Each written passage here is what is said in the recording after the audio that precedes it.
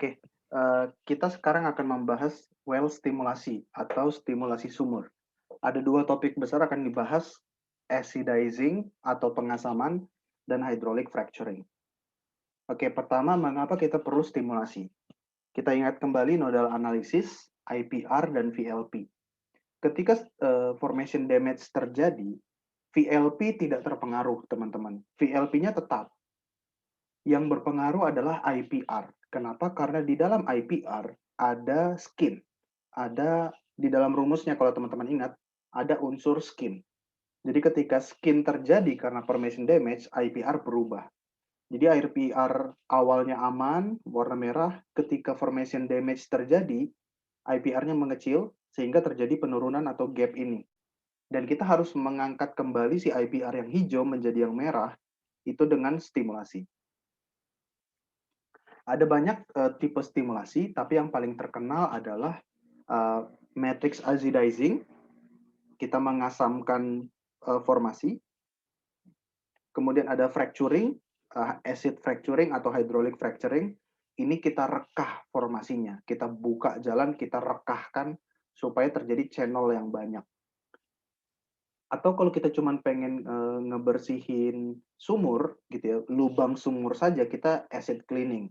Kita cuma bersihkan di dalam sumurnya aja. Nggak perlu menginjeksi ke dalam batuan atau ke dalam formasi. Nah, tentu saja radius yang mereka pengaruhi juga beda-beda, gitu ya. Stimulasi juga bisa terjadi di level sumuran saja gitu ya. Misalnya kita ingin membersihkan scale, kita ingin membersihkan korosi, gitu ya. Kita ingin mencegah terjadi scale, mencegah terjadi korosi, itu kita bisa melakukan pemberian inhibitor. Tentu saja radiusnya cuma kecil gitu ya, yang dia pengaruhi 0 sampai 1 feet gitu ya. Ketika kita melakukan acidizing dengan matrix acidizing, dia bisa sampai 10 feet gitu ya. Kita ngomong tentang 1 feet sampai 10 feet ke dalam formasi. Kita bisa injeksikan material fluida kita, acid kita ke dalam 10 feet ke dalam formasi atau ke dalam reservoir. Kalau kita berbicara tentang acid fracturing atau hydraulic fracturing, kita berbicara tentang ratusan feet. Oke, ratusan feet atau ratusan meter ke dalam reservoir. Kita rekah, cukup panjang tangannya gitu ya. Tapi teman-teman sudah pernah dengar enhanced oil recovery, itu nggak langsung kita sebut stimulasi ya. Tapi nggak apa-apa kita sebut di sini. Kalau kita berbicara tentang enhanced oil recovery, itu berbicara tentang yang lebih jauh lagi. 1000 feet gitu ya, ribuan meter mengalir ke dalam reservoir. Nah, kembali lagi ke tiga stimulasi yang paling penting. Wellbore clean up, matrix acidizing atau matrix treatment, dan hydraulic fracturing. Kalau wellbore clean up, kita cuma membersihkan tubular atau membersihkan perforasi saja. Misalnya kita mau membersihkan mechanical debris, kita bersihkan secara mechanical gitu ya. Kita buang si debris-debris yang memplugging si sumur. Kalau kita matrix treatment, kita menginjeksikan sesuatu, most likely acid ya, kita menginjeksikan acid di bawah frag pressure. Jadi di bawah tekanan rekah, sehingga injeksi kita tidak merekah batuan reservoir. Gitu ya. Kita bisa menginjeksikan acid, solvent, atau cairan gitu ya, untuk tergantung problem kita apa. Kalau problem kita plugging, kita bisa pakai acid gitu ya, kita memakan dalam tanda petik si komponen-komponen pluggingnya. Kalau masalah kita adalah parafin atau emulsi yang ada komponen hidrokarbonnya, kita perlu injeksi solvent. Ini sama seperti kita mencuci piring, kita injeksi atau kita pakai surfaktan ya, kita pakai sabun untuk membersihkan si lemak-lemak minyaknya yang tertinggal di mana di piring. Sama, kita injeksi solvent juga seperti itu untuk masalah emulsi atau parafin seperti itu. Oke, kalau hydraulic fracturing kita injeksi di atas tekanan rekah sehingga rekahan terjadi, rekahan yang cukup panjang tangannya gitu ya, dan itu menjadi jalan bagi fluida mengalir.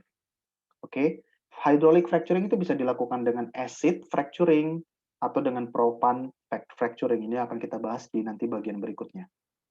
Oke, aplikasinya untuk matrix acidizing kita nggak perlu merekah, jadi itu cukup untuk reservoir dengan permeability 10 sampai 100 sampai ribuan itu matrix acidizing itu cukup.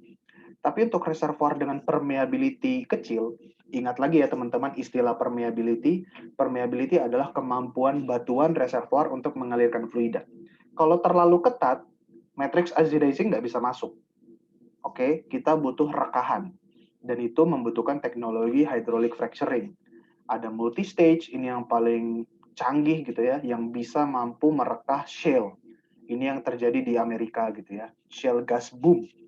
Kemudian ada massive frac, artinya panjang fracturingnya gitu ya, atau high conductivity fracture gitu ya. Ini most likely tiga ini berbicara tentang hydraulic fracturing.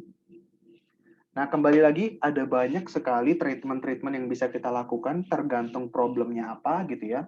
Kalau problemnya emulsi, kita bisa pakai solvent. Kalau problemnya scale, kita bisa pakai acidizing gitu ya teman-teman ya. Ada banyak treatment kita. Tapi yang akan kita bahas kali ini adalah kita fokus ke acidizing dan hydraulic fracturing. Karena memang dua itu yang paling terkenal. Sekarang kita masuk ke matrix acidizing. Jadi basically matrix acidizing adalah kita menginjeksikan acid atau asam untuk dalam tanda petik memakan komponen-komponen yang ngeplak si batuan.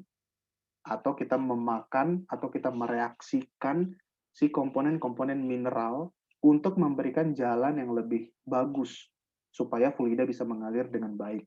Jadi aliran merah ini si acidnya ya kita injeksikan, nanti dia akan membersihkan material-material yang bisa dia makan dalam tanda petik yang bisa dia reaksikan supaya larut komponen-komponen itu dan akhirnya bersih nih si perforasi kita atau area di sekitar sumur kita bersih. Oke, ini batuan yang paling mudah dilarutkan oleh acid itu adalah batuan karbonat gitu ya, CaCO3. Itu gampang banget direaksikan dengan acid gitu ya.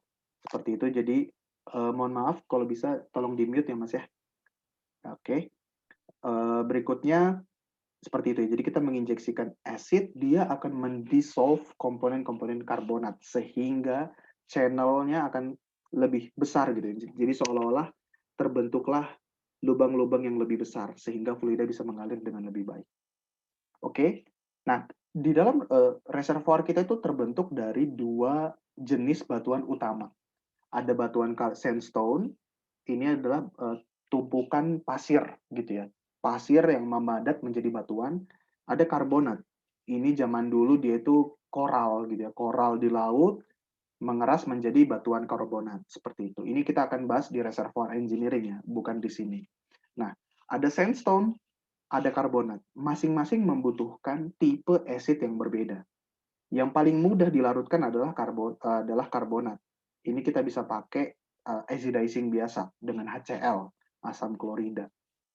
Tapi untuk sandstone, ini lebih challenging lagi. Nah, ini akan kita bahas lebih dalam gitu ya.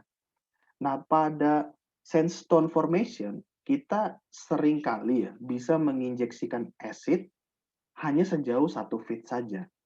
Kita nggak berani atau kita nggak bisa menginjeksikan terlalu dalam. Karena memang agak susah juga yang bisa direaksikan, karena acid kebanyakan tidak bisa bereaksi dengan komponen sandstone. Oke? Tapi pada kondisi limestone atau karbonat, itu acidnya itu mudah banget makan atau bereaksi dengan komponen CaCO3-nya.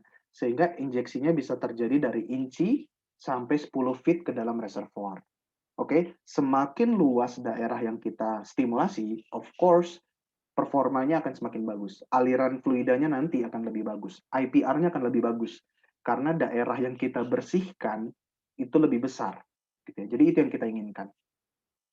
Nah ini untuk batuan karbonat ya, itu cukup cukup mudah untuk di acid gitu ya. Jadi misalnya kita punya batuan karbonat, kita injeksikan, kita teteskan asam, HCl, itu langsung berbuih-buih gitu, berbuih-buih dan larut itu komponen mineral CaCO3-nya, gitu ya. Jadi reactionnya ini adalah heterogeneous reaction, artinya reaksi antara fase liquid, asamnya liquid, dengan fase solid atau batuannya itu adalah solid. Oke, teman-teman teknik kimia pasti udah tahu reaksi itu akan bergantung dengan surface reaction, berapa area kontaknya, dan juga mass transfernya gitu ya. Tapi ini terlalu spesifik, sebagai engineering kita nggak perlu digging terlalu dalam gitu ya. Yang penting kita tahu acidizing itu bekerja dengan reaksi kimia antara acid kita dengan fluida, dengan batuan. Jadi kita harus tahu acid kita apa, batuan kita mineralnya apa. Nah, ketika acidizing kita lakukan, yang dia lakukan adalah membentuk wormhole atau lubang cacing seperti ini. Lubang cacing atau wormhole inilah yang akan menjadi jalan bagi si fluida reservoir nanti ketika mau mengalir. Gitu ya. Jadi ketika dia bereaksi masuk ke dalam, ini kita pakai sampel batuan ya dan kita monitor dengan X-ray, terlihat profilnya seperti ini. Reaksinya gitu ya. Antara acid dengan batuan mineral karbonat yang kita gunakan. Jadi of course ya gini menjadi channel yang sangat bagus nih, sangat konduktif bagi fluida mengalir gitu. Nah, ini visualisasi yang lain gitu ya. Dengan X-ray juga terlihat wormhole yang seperti ini. Semakin panjang wormhole, semakin bagus karena artinya reservoir yang kita influence, yang kita stimulasi itu semakin banyak area kontaknya gitu ya. Nah, dengan acid itu sebenarnya kita bisa melakukan dua jenis pekerjaan antara matrix acidizing, oke, artinya kita nggak merekah, kita cuma makan si mineralnya aja, kita mendissolve mineral di sekitar 10 feet sumur, itu kalau matrix acidizing. Tapi kalau fracture acidizing, kita jauh lebih agresif. Kita tidak cuma pengen bikin wormhole, tapi kita pengen bikin rekahan juga. Dan rekahan inilah yang menjadi channel yang konduktif. Very, very konduktif. Biasanya fracture acidizing dilakukan kalau kita punya reservoir yang tight, yang ketat juga gitu ya. Tapi karbonat gitu ya. Kalau kita punya karbonat reservoir, CaCO3, permeability-nya kecil, nah itu kandidat bagus untuk fracture acidizing, teman-teman. Oke ya, jadi seperti itu. Kalau permeability-nya oke, dan problemnya cuma di sekitar sumur, ya matrix acidizing cukup. Of course ini juga juga akan mempengaruhi cost ya. Expensive-nya itu tentu saja fracture acidizing itu lebih expensive karena operation-nya lebih kompleks, materialnya lebih banyak, tekanan pompanya lebih besar. Nah, acid fracturing gitu ya, acid fracturing itu kira-kira seperti ini. Jadi ini acid, ini akan membuat fracture gitu ya. Karena tekanan sangat tinggi, terbentuk rekahan, acid masuk ke dalam fracture, dinding-dinding fracture ini kemudian akan di-etch gitu ya, atau akan dimakan oleh acid, dan di sekitaran fracture ini akan ada ekstensi wormhole seperti ini. Sehingga daerah alir kita akan jadi lebih bagus, lebih besar gitu ya untuk mengalir. Cuman ketika kita acidizing, seperti yang saya sudah bahas di formation damage kemarin, kita perlu antisipasi concern presipitasi. Oke, kita berbicara tentang reaksi kimia nih teman-teman. Dan komponen kita itu multi komponen. Acidnya bisa jadi multi komponen, batuan kita juga multi mineral atau multi komponen. Ketika ada reaksi yang tidak cocok antara acid dengan suatu mineral tertentu, yang bukan CaCO3 ya. Kalau CaCO3 pasti dimakan, dissolve, habis. Tapi ada aja mineral tertentu yang ketika kontak dengan HCl terbentuk presipitasi yang tidak kita inginkan karena justru dia akan menjadi blokir untuk aliran. Nah, engineer harus tahu tuh mineral batuan kita itu apa aja gitu. Jadi kita harus sudah tahu dengan X-ray diffraction gitu ya, XRD, kita cek mineral kita apa aja. Kalau ada mineral yang berbahaya menimbulkan presipitasi, kita akan modifikasi formula acid kita. Oke ya. Seperti yang sudah dibahas kemarin juga, acidizing itu juga bisa menimbulkan perubahan wettability. Jadi wettability alteration itu bisa terjadi. Phase saturation distribution, presipitasi, atau bahkan dia bisa menyebabkan emulsifikasi, menjadi emulsi ketika acid bereaksi dengan oil yang tidak kompatibel. Oke, bisa terbentuk emulsi, bisa terbentuk mud atau lumpur seperti itu, yang juga akan menjadi formation damage. Jadi production engineer harus bisa tuh melihat dan mengantisipasi semua problem itu. Nah, sekarang kita berbicara tentang desain. Tentu saja desain ini topik yang tersendiri gitu ya, karena ini menarik banyak sekali variabelnya, tapi kita akan berikan yang surface-nya di sini. Untuk mendesain suatu pekerjaan acidizing, kita perlu seleksi fluidanya apa, tipe acidnya apa, konsentrasinya berapa, volumenya seberapa banyak. Schedule-nya juga, karena kita bekerja di lapangan, itu nggak selalu mulus, kita harus schedule pekerjaan kita. Dan juga schedule pemompaan kita juga kita harus atur. Kita pengen injeksinya seberapa dalam, ya, seberapa lebar area reservoir itu kita pengen acid.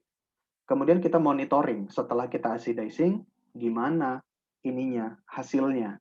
Oke, itu harus kita lihat semuanya. Kemudian aditif. Kita juga perlu menambahkan beberapa aditif ke dalam acid kita. Misalnya corrosion inhibitor, supaya ketika kita acid tidak terjadi korosi. Atau scale inhibitor, supaya tidak terjadi scaling. Dan banyak aditif-aditif lain gitu ya. Supaya acid kita efektif dan tidak mengarah ke problem lain. Nah, step-nya cukup banyak gitu ya teman-teman, dan ini bisa kita bahas lebih mendetail gitu ya. Tapi teman-teman sudah dapat sense-nya dulu. Pertama kita diagnosa dulu. Sumur kita ini mati atau sumur kita ini problem karena apa?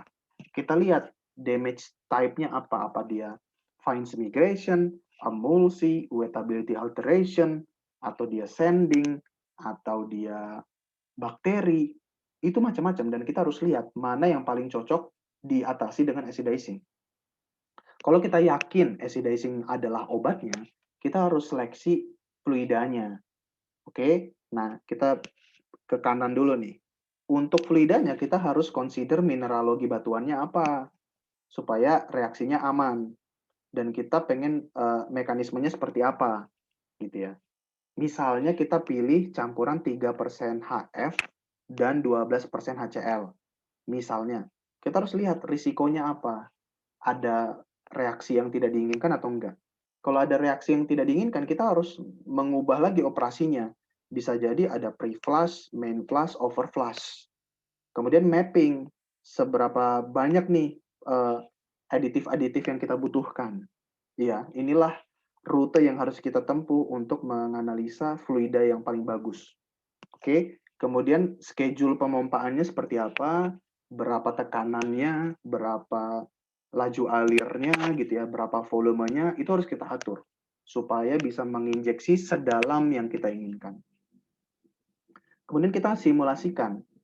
Misalnya saya sukses acidizing, skin-nya akan turun berapa?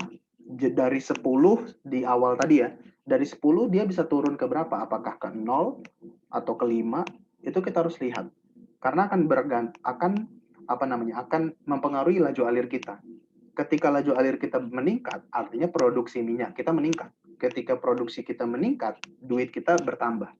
Duit kita ini bisa balik modal nggak dengan biaya acidizing?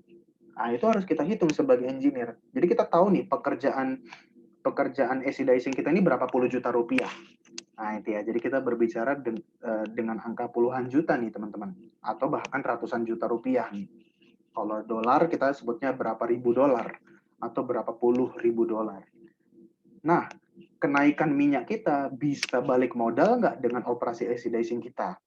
Kalau bisa balik modal, kita akan di-approve. Acidizing kita bisa jalan. Oke? Makanya di sini dia berbicara tentang PO time-nya, berapa lama dia akan balik modal, gitu ya. Jadi engineering itu harus bahas mulai dari technical, operasional, sampai economical. Itu yang dibutuhkan untuk menjadi engineer yang baik. Nah, konsiderasi di dalam desain seperti yang sudah saya bahas, mineralnya kita harus tahu. Ada mineral yang nggak bagus nggak? Yang bisa menghasilkan byproduct yang tidak kita inginkan. Itu harus kita cek gitu ya. Kita ada analisa laboratoriumnya. Baru kita harus tahu semua reaksi yang akan terjadi ketika kita injeksikan HCl atau ketika kita injeksikan HCl dengan HF. Kita harus tahu. Kalau reservoir kita hanya ada kalsit atau CaCO3, ya relatif aman lah gitu ya. HCl tambah CaCO3 jadi CaCl2 dengan CO2 dan H2O. Relatively byproduct-nya tidak ada yang terlalu berbahaya. Seperti itu ya. Kalau dolomite gimana? Oh, ada terbentuk MgCl2. Harus hati-hati nih. Seperti itu ya. Kalau dia punya siderite, ada mineralogi siderite, oh terbentuk FeCl2. ini gawat nih guys gitu. Ini gawat bisa presipitasi nih. Harus kita hati-hati. Atau ini kalau limestone ya atau kalau karbonat ya. Kalau sandstone itu lebih mengerikan lagi reaksinya gitu ya. Makanya lebih hati-hati lagi kalau kita punya sandstone formation. Kalau quartz, oke jadinya apa? Tapi kalau ada komponen-komponen yang lain, ini banyak sekali nih komponen-komponen solid yang akan menghasilkan presipitasi ketika kita melakukan oxidizing. Jadi yang awalnya kita pengen stimulasi, malah terbentuk damage lanjutan. Itu makanya kita hati-hati di dalam memilih acid kita. Tapi namanya kita mau meningkatkan produksi, ya mau nggak mau kita harus memberanikan diri melewati segala tantangan gitu ya. Yang penting kita sudah petakan problemnya apa, mineralnya apa, gimana penanggulangannya. Itulah gunanya engineer. Mengapa engineer di-hire, di-employee-kan gitu ya untuk itu gitu ya. Supaya kita bisa troubleshooting, bisa problem solving seperti itu. Nah, kemudian tentu saja design calculation. Design calculation ini panjang, tapi ujungnya adalah berbicara tentang laju alir injeksi kita gimana. Berapa barel yang mau kita injeksikan ke dalam sumur. Itu bisa kita hitung dengan formula ini. Mirip-mirip IPR, teman-teman ya, tapi ini kebalikannya. Kalau IPR itu produksi, kalau ini injeksi, gitu ya. Jadi tetap kita harus tahu permeability reservoir kita berapa, thickness reservoir kita berapa, skin-nya kita harus tahu, area reservoir berapa luas, jari-jari sumur berapa, tekanannya berapa gitu ya. Kita harus tahu, engineer harus tahu. Nah, tadi itu kita bicara yang gampang-gampangnya kalau di karbonat reservoir atau limestone reservoir. Karena CaCO3 dominan. Sekali acid, dissolve. Kalau sandstone, kalau kita punya reservoir sandstone, kita butuh jalan yang lebih panjang. Jadi kita pre-flush dulu, kita injeksi awal, namanya pre-flush dengan HCl. Gunanya untuk memakan komponen-komponen yang bisa dimakan oleh HCl. Oke, supaya dia tidak berkontak dengan HF. Oke. Jadi sandstone oxidizing itu kuncinya adalah di HF. Ini kita ingin amankan supaya seefektif mungkin. Jadi kotoran-kotoran yang ya nggak terlalu penting itu bisa dibersihkan dulu lah dengan HCl pre-flush. Kita tendang dulu. Setelah selesai, misalnya sekitar 50 galon per feet, barulah kita main oxidizing dengan HCl HF. Setelah itu, biasanya di area yang kita injeksi, itu bisa terbentuk presipitasi. Oke, dan kita nggak inginkan itu terjadi di dekat sumur. Karena saya sudah bilang kemarin, ketika damage terjadi di sekitar sumur, itu jauh lebih mengerikan dibandingkan damage terjadi jauh di dalam reservoir. Oke, kita sangat-sangat menghindarkan damage itu terjadi di sekitar sumur. Makanya kita butuh post flush atau over flush supaya padatan-padatan yang kalaupun memang terbentuk itu ditendang makin jauh lagi, menjauh dari sumur. Supaya area di sekitar sumur kita clear gitu ya. Nah, setelah itu baru kita flow back. Oke, sehingga kalaupun ada presipitasi, kalaupun ada padatan yang terbentuk, itu bisa kita cepat-cepat buru-buru kita produksikan, kita buang. Jangan sampai dia settle, diam lama di dalam reservoir. Oke, kira-kira seperti ini ya. Kita injeksi dulu gitu ya, kita injeksi dulu si brine atau NH4Cl, kita tendang dulu, baru kemudian kita injeksi HCl, baru HF dan HCl, kemudian terakhir kita overflush, seperti itu. Nah, panjang nih, kita berbicara formula asid itu panjang dan kompleks, ini butuh diskusi tersendiri, tapi general guideline-nya itu seperti ini. Kalau permeability kita sekian, saya cocok acid apa. Kalau kita punya quartz, feldspar, dan clay, saya cocok komposisinya gimana. Kalau kita punya mineralogi seperti ini, pada temperatur sekian, saya pengen formula acidnya seperti apa. Ini sudah ada general guideline, gitu ya. Jadi engineer tuh relatif terbantu. Tapi pada umumnya, kalau karbonat biasa, itu 15% HCl ini udah cukup. Oke, 15% HCl ini udah cukup untuk sumber yang karbonat biasa. Tapi kalau dia sandstone formation, dia butuh campuran antara HCl dengan HF. Misalnya 6% HCl, dengan 1,5 HF. Oke, nah sandstone oxidizing itu banyak problemnya teman-teman, misalnya clay decomposition karena terkontak dengan HCl. Dia bisa membentuk presipitasi fluorosilikat yang sangat-sangat plugging. Dia bisa membentuk juga colloidal silica gel presipitasi. Dia juga bisa menimbulkan corrosion rate yang sangat tinggi karena HF ini sangat asam dia gitu ya. Dan juga dia bisa membuat reservoir atau batuan kita itu menjadi unconsolidated, jadi lebih keropos. Ujung-ujungnya nanti masalahnya akan terbentuk kepasiran di dalam reservoir kita. Dan seringkali dia incompatible dengan reservoir rock. Nah, untuk operationnya di lapangan pasti ada tangki acid, ada pompa injeksi, dan tergantung kita mau memasukkan dengan apa. Apakah dengan coil tubing atau dengan tubing biasa. Oke, kalau tubing biasa ya kita tinggal injeksi ke depan perforasi, selesai. Tapi kalau lebih kompleks, ada multi-layer misalnya, kita hanya pengen menginjeksikan layer atau reservoir tertentu, kita butuh coil tubing nih, supaya operasi kita lebih fleksibel. Oke, untuk acidizing seperti itu, kita masih punya 30 menit. Sekarang kita bahas apa namanya, hydraulic fracturing dulu ya. Tadi acidizing, sekarang hydraulic fracturing. Kita akan Q&A di akhir. Oke, sebentar. Share screen, hydraulic fracturing.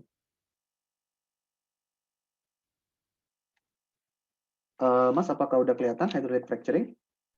Udah Mas, udah kelihatan. Oke, sebentar ya. Aku naikkan dulu ininya, keterangannya. Oke, kemudian kita. Nah, tadi itu berbicara tentang acidizing yang mostly about acid reaction, tentang reaksi kimia yang memakan, mendissolve batuan. Kalau hydraulic fracturing dia merekah, boom gitu ya. Dia membuat batuan kita rekah, retak gitu ya, sehingga ada channel yang cukup supaya fluida bisa mengalir dengan deras. Oke ya. Fracturing itu banyak sekali manfaatnya. Yang pertama dia membypass damage. Jadi fracturing tidak bereaksi. Dia tidak mereaksikan, memakan, mendissolve batuan enggak. Tapi dia nge-bypass. Ada damage di situ, ada emulsi, ada plugging, dia tembus aja gitu. Oke. Fracturing juga memperbesar area drainage. Area penyerapan sumur itu jadi lebih besar karena ada fracturing. Dia juga bisa mengkoneksikan banyak natural fissure sehingga makin bagus lagi productivity-nya. Atau kalau kita punya multi-zone atau multi-layer yang terpisah-pisah, itu bisa kita connect dengan sumur karena hydraulic fracturing. Seperti itu ya.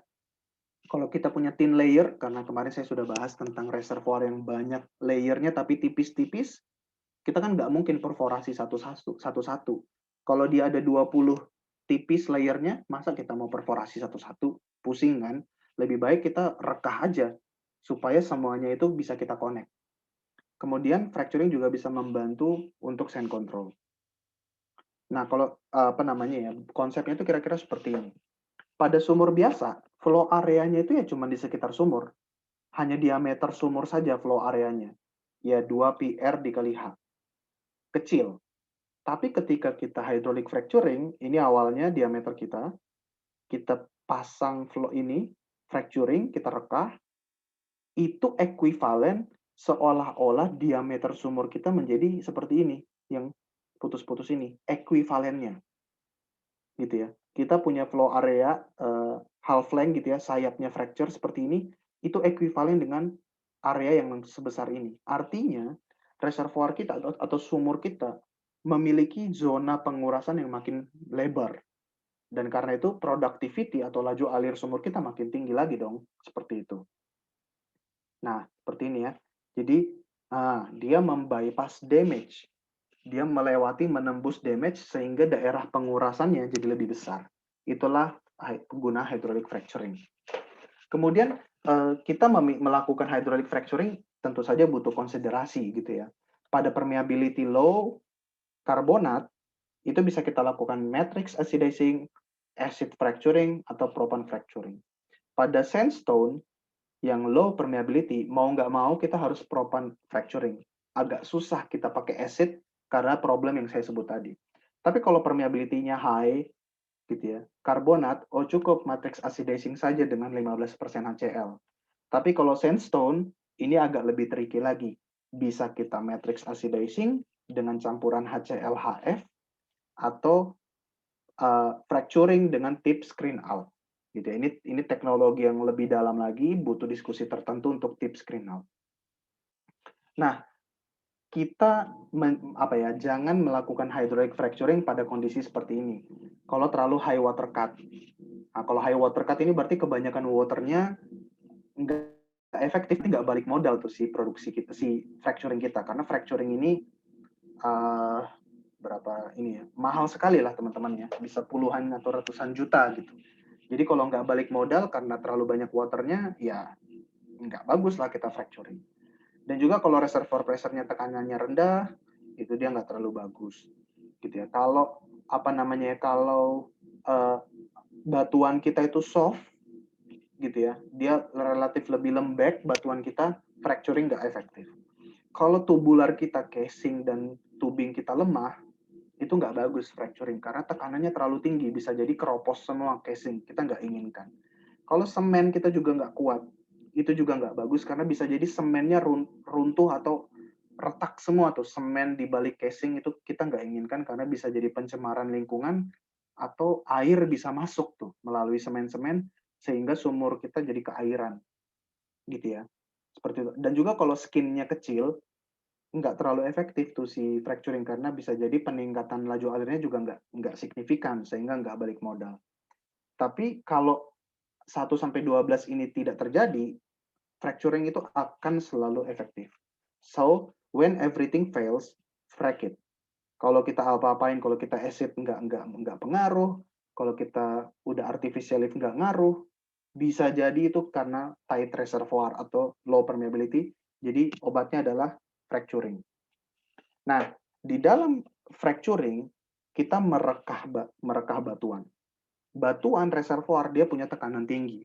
Artinya dia pengen nutup lagi.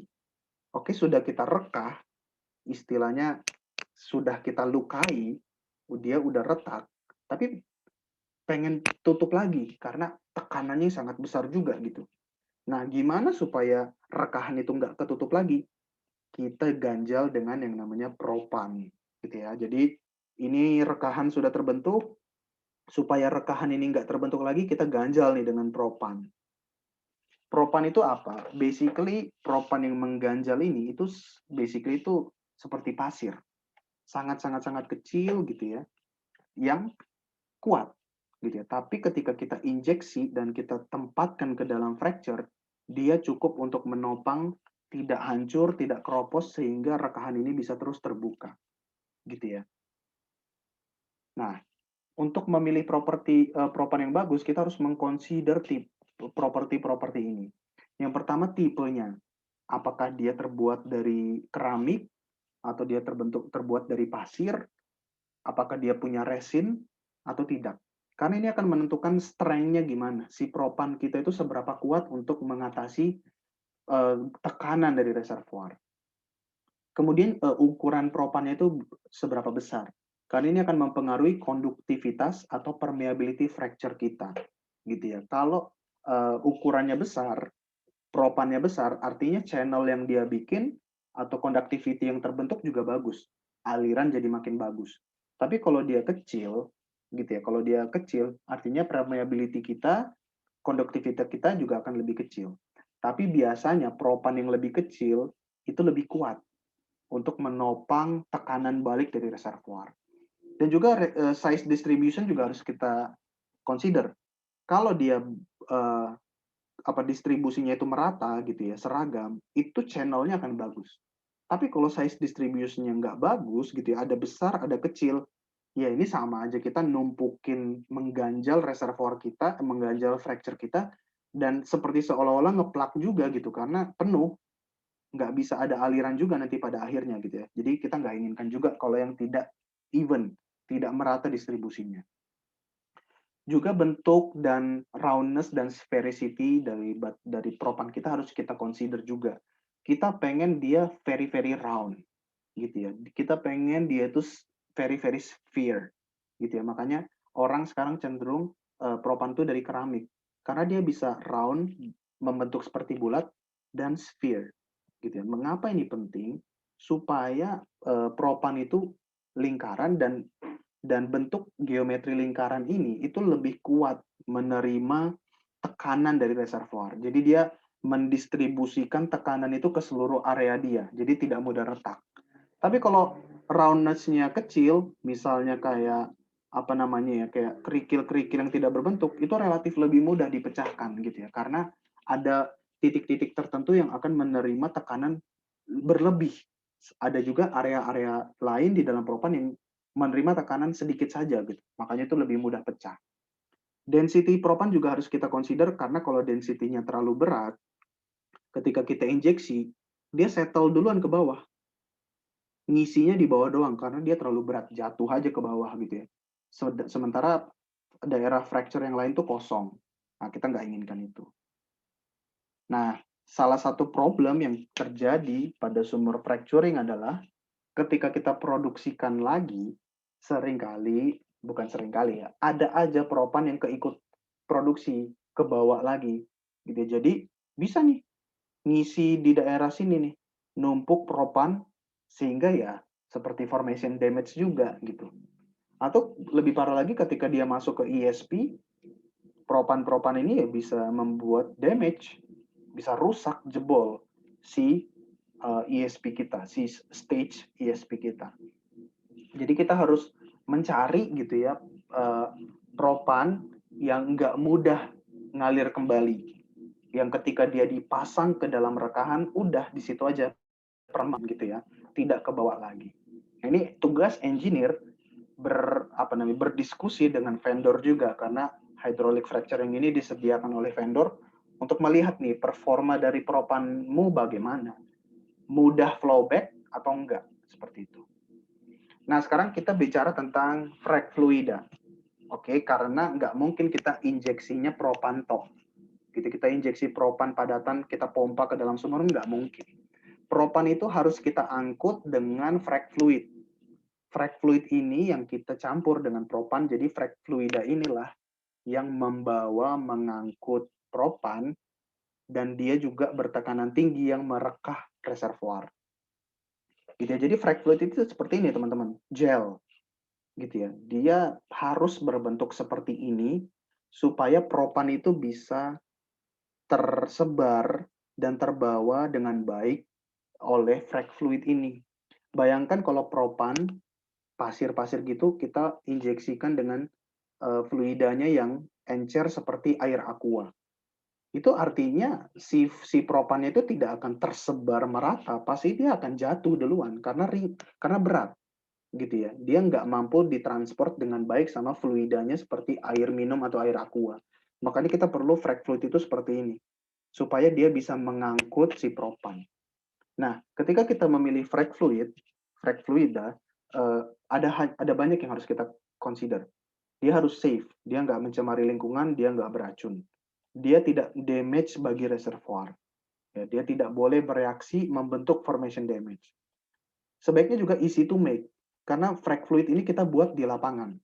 Kita tidak beli dari luar dan kita pakai, enggak. Kita campur di lapangan gitu. Jadi dia harus cepat digunakan. Low fluid loss, artinya ketika dia masuk dan dia membuat rekahan, dia nggak banyak merembes ke reservoir. Karena bisa jadi fluidanya habis. Yang kita pengen kita merekah 100 meter, karena dia fluid loss-nya tinggi, dia merembes kemana-mana, nggak nyampe karena volumenya udah habis duluan merembes ke reservoir. Jadi kita nggak mau high fluid loss. Jadi yang kita pengen adalah low fluid loss. Viscosity-nya harus cukup, nggak terlalu tinggi, tapi nggak terlalu rendah. Viscosity inilah yang memberikan dia kemampuan untuk mengangkut propan yang tadi. Kalau bisa juga nggak terlalu banyak friksinya, dan juga ketika kita selesai membuat fracture, udah jadi nih fracture-nya 300 meter atau 300 feet, si gel ini harus nge-break. Jangan dia gel-gel terus di dalam fracture. Kenapa? Ya bayangkan ketika dia gel, dia menjadi penghambat bagi aliran fluida. Oke, jadi pada waktu tertentu gel ini harus hancur. gitu ya. Sama seperti teman-teman bikin agar-agar, kalau teman-teman biarkan lama-lama, agar-agar itu akan break, akan jadi cair juga, gitu ya. Nah itu, frag fluid yang adalah gel juga harus cepat runtuh gitu ya, supaya tidak menghalangi si aliran fluida reservoir, gitu ya. Kemudian dia harus bisa operationally controllable, environmentally friendly, dan economical. Nah, frag fluid itu pada dasarnya adalah water, gitu ya, adalah air yang kita ambil dari, seringkali adalah water production dari sumur kita sendiri. Jadi kita ambil dari stasiun, kita bawa dengan truk gitu ya, water truck, dan kita mixing dengan berbagai chemical ini. Chemical ini yang disediakan oleh vendor gitu ya, dan kita mixing di lapangan untuk kemudian kita injeksikan. Nah, gel itu tentu saja adalah polimer gitu ya. Polimer bisa punya viscosity yang cukup karena kita punya cross linker. Oke, jadi kalau polimer itu kan rantai panjang. Rantai panjangnya itu ada banyak tipenya, ada yang linear, ada yang mulai nge-branch, ada yang crosslink. Crosslink ini ketika dia linking antara rantai satu dengan rantai berikutnya gitu ya. Efeknya apa ketika kita tambahkan crosslinker? Ini agen crosslinkernya, nggak perlu kita hafal gitu ya. Yang penting ada namanya borat crosslinker. Ketika kita nambahkan crosslinker ke dalam gel, ini yang terjadi, peningkatan viscosity dari yang awalnya relatively encer menjadi seperti ini. Oke, kelihatan kan? Yang ini lebih bagus mengangkut propan. Dan juga kita harus tambahkan breaker, nge-break gitu ya, supaya gel tadi ketika kita selesai fracturing, dia nge-break, dia pecah gitu ya. Sehingga bersih si rekahan kita dan tertinggal propan-propan saja. Instead of yang seperti ini. Ini yang terjadi ketika gelnya tidak nge-break. Dia stay aja di dalam batuan dan ini bisa mengganjal aliran. Oke, kita percepat ya. Jadi frag fluid itu ada banyak aditif dan aditif itu punya masing-masing kegunaan. Oke, sebagai engineer kita nggak perlu menguasai seluruh aditif ini ya, tapi semuanya itu penting. Dan memang ini butuh diskusi yang tersendiri. Fracturing itu bisa berdiri sendiri sebagai textbook, sebagai training gitu ya, yang barulah kita mengerti apa kegunaan dari masing-masing chemical ini. Nah, tadi sudah bahas propan, udah bahas fluida, sekarang operationnya gimana sih? Gitu ya. Panjang, fracturing ini panjang ceritanya. Kita ambil dulu data drilling, kemudian kita simulasikan, kemudian setelah kita confirm kita mau fracturing, kita bawa itu banyak serangkaian peralatan itu ke dalam onsite. Oke, kita bawa juga fluidanya, kita ambil airnya gitu ya dari stasiun, kemudian kita rig up gitu ya.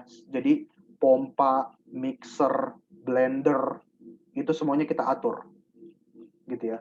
Tangki propan, tangki fluida itu kita atur sedemikian rupa supaya nanti operasinya lancar. Kemudian kita perforate si ini ya, perforation tubingnya gitu ya, si production tubing. Kemudian kita lakukan flush dan formation breakdown. Oke, jadi kita nge-break dulu, kita rekahkan awal dulu si batuan reservoirnya. Kalau kita perlu acid, kita tambahkan dulu acid treatment. Tapi biasanya juga nggak harus. Kemudian kita pompakan water saja, slick water. Untuk permulaan aja dulu ya, kita pompa slick water untuk membuka rekahan dulu. Setelah rekahan terjadi, baru kita mulai masukkan propan untuk mengganjal. Jadi kita ganjal dengan propan. Setelah selesai, rekahan terjadi, propan terpasang, barulah kita flash atau flowback. Gitu ya. Sekarang placementnya. Ada tangki propan, tangki chemical, tangki water. Ketika kita mau bikin fluidanya, kita blender. Kita blender, udah oke viskositasnya, kita baik production engineer maupun vendor sudah agree, ini udah bagus, kita berani injeksi. Kita masukkan ke dalam manifold, kemudian kita masukkan ke dalam pompa. Gitu ya. Bayangkan ya, peningkatan peningkatan pressure-nya dari 50 psi sekitar atmosferik gitu ya. Masih relatif rendah tekanannya menjadi 10.000 psi. Inilah yang dibutuhkan untuk merekahkan reservoir. merekahkan formasi. 10.000 dimasukkan melalui manifold dan dimasukkan ke dalam sumur. Masuk ke dalam formasi, boom, rekahan terjadi. Oke, of course nggak sesimpel ini ya. Seperti ini. Jauh lebih kompleks dan biasanya bisa makan 2-3 hari operasinya, tergantung fracturing kita mau seberapa masif. Dan seringkali di lapangan itu bisa jadi becek, kita bisa operasi malam-malam, gitu ya. Jadi semuanya operasionalnya itu harus diperhitungkan dengan baik antara engineering department, vendor, dan operation department. Nah, ketika kita ngomong tentang fracturing, kita berbicara tentang pressure, dan pressure, gitu ya. Jadi setiap titik itu harus diperhitungkan, tekanan di surface berapa, friksinya berapa, tekanan di perforasi berapa, tekanan di reservoir berapa. Perhitungan yang lebih mendalam ini kita butuh diskusi tersendiri gitu ya. Tapi intinya kita harus kalkulasi. Ketika pressure di surface berapa, tambah hidrostatik jadi berapa. Ada friksi, hilang berapa. Nyampe di bottom hole jadi berapa. Melewati perforasi itu juga ada pressure drop, dia jadi berapa. Tekanan reservoir berapa, itu harus diperhitungkan supaya fracture bisa terjadi. Jadi kira-kira seperti ini. Kita injeksi, kita mulai buka reservoir dengan water dulu ya. Kita rekahkan dengan water dulu aja. Kita buka lagi reservoir kita dengan rekahkan, baru kita siap mengganjal dengan propan. Penuh propannya, udah selesai, barulah kita flow back ke atas. Ini udah terisi dengan propan semua. Gitu ya. Mohon maaf, ini kebalik ya. Jadi dari atas ini, kemudian kita injeksikan propan masuk, barulah kita flow back.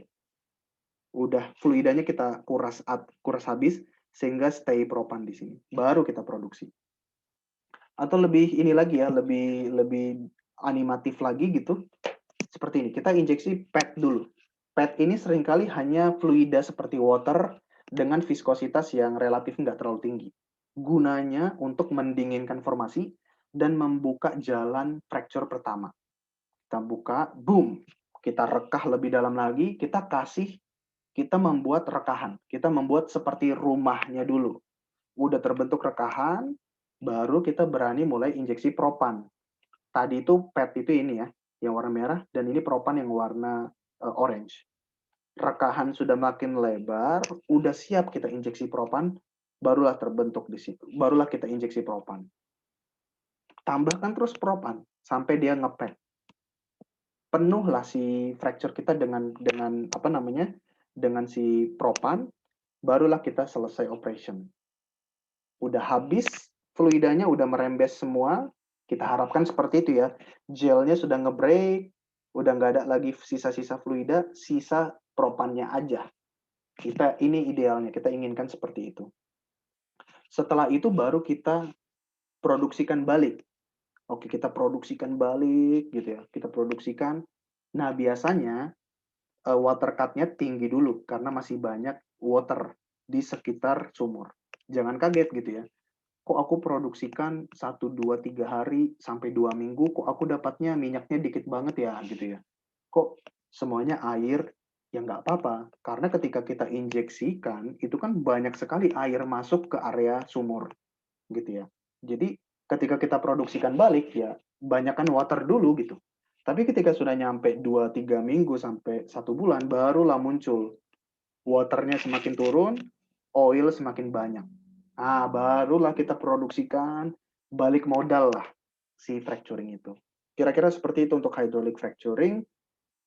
Nah, ketika kita melakukan pemompaan, teman-teman, ketika kita melakukan pemompaan, kita punya monitoring di lapangan.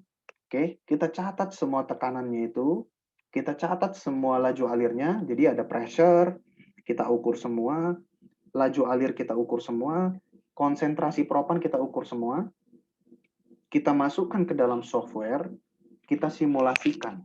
Kira-kira rekahan yang terbentuk seberapa panjang, lengthnya berapa, conductivity-nya seberapa.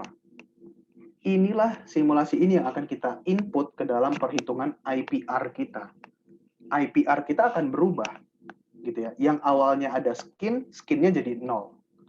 Permeability-nya juga akan berubah gitu karena kita melakukan hydraulic fracturing. Well, actually permeability reservoir tidak berubah. Yang kita ubah adalah jari-jari serapan sumur kita. Yang awalnya itu cuma sekitar sumur gitu ya, tapi dengan adanya fracture, daerah serapan kita jadi makin besar sehingga productivity kita makin besar. Oke, jadi ini dilakukan oleh vendor. Kalau engineering kita punya expertise untuk itu bagus, nanti kita cross check antara simulasi vendor dengan simulasi kita sendiri. Kalau sudah agree, ini yang akan kita pakai untuk perhitungan productivity kita berapa. Jadi kita bisa lakukan lagi nodal analysis dan lain sebagainya.